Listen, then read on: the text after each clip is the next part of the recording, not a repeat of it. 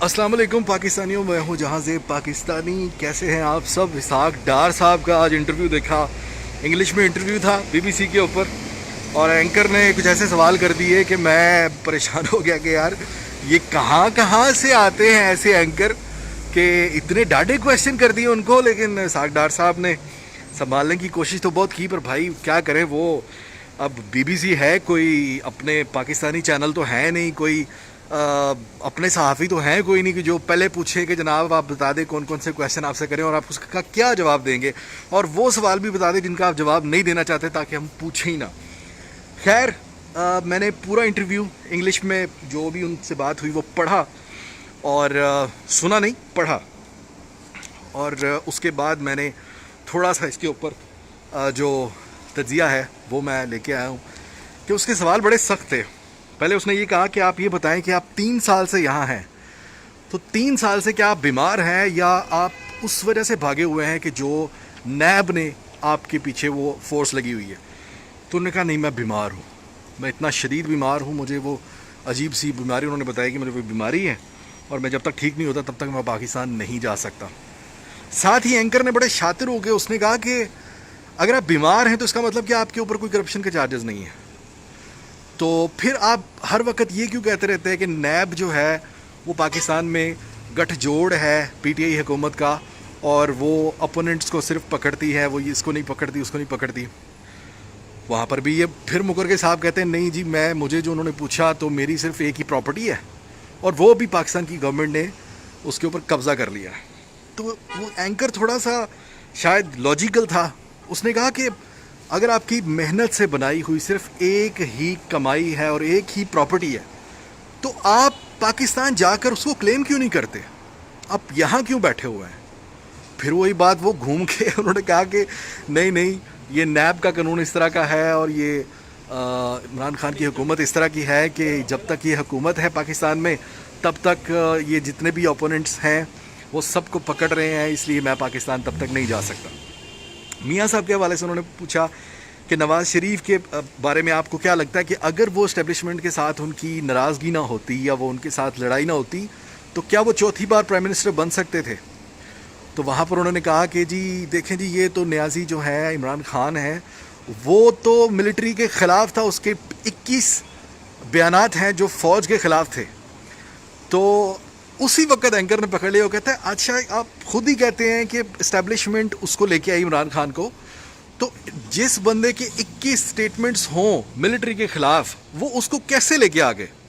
यानी वो इस तरह के अजीबोगरीब सवाल कर रहा था, सवाल से सवाल निकाल रहा था। और फिर उसने एंड पे एक बार बोला इसहाक साहब को कि आप पाकिस्तान कब जा रहे हैं? तो उसने कहा कि मैं जब सेहतमंद हो जाऊँगा, सेहतयाब हो जाऊँगा तो फिर मैं जाऊँगा। उसने कहा आपको 3 साल हो गए यहाँ पे और हम दुआ करते हैं कि आप ठीक हो जाएं और आप पाकिस्तान जाएं। मैं कुछ काफ़ी ऐसी बातें और मज़ीद हैं जो मैं नहीं बता रहा, मतलब नहीं, मैं वो फजूलियात हैं उन पे क्या बात करें। मेरे लिए सबसे जो मज़ेदार इसमें जो बात थी वो ये थी कि पाकिस्तान से बाहर बैठे एंकर्स भी जानते हैं कि एक बंदा, बल्कि एक पूरा ख़ानदान और उसके जितने भी मुंशी सारे थे, वो अपना वतन छोड़ के पिछले 3 साल से हमारे मुल्क में बैठे हुए हैं।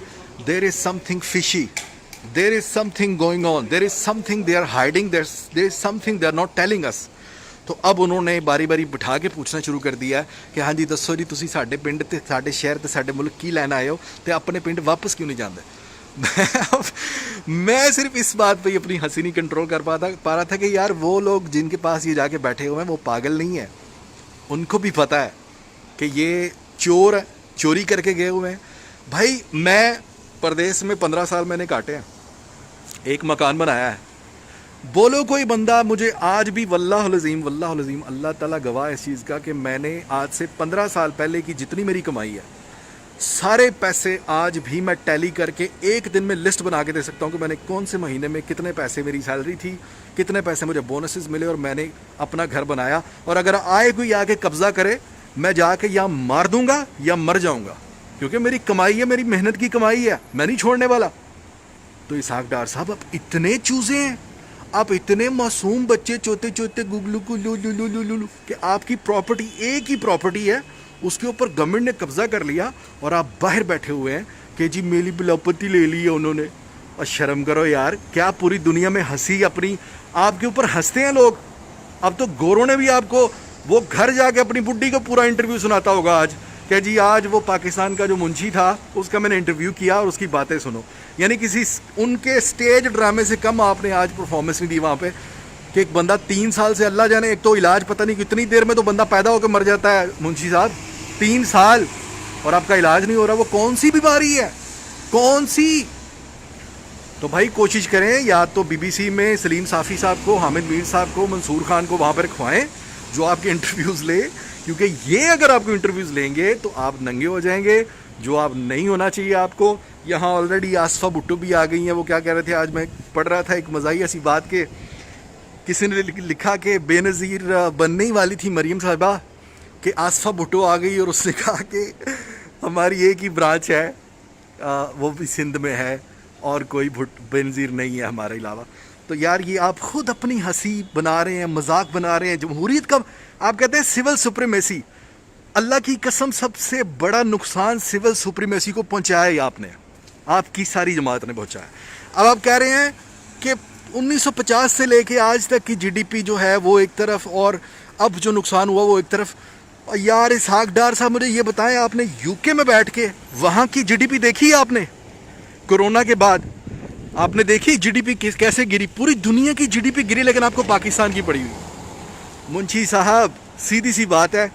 اچھا ایک اور بات یار, اگر کوئی یہاں پر لیگی بھائی آئے, معذرت کے ساتھ, نہ تو میری اسحاق ڈار سے کوئی دشمنی ہے, کیونکہ میرا ذاتی نہیں کچھ کھا گیا, وہ سب کا ہی کھا گیا, سب کا ملا جلا. وہ کہتے ہیں نا کمیٹی والی نس جائے نا, تو کسی ایک دا نقصان نہیں, وہ سارا دا نقصان ہوتا ہے.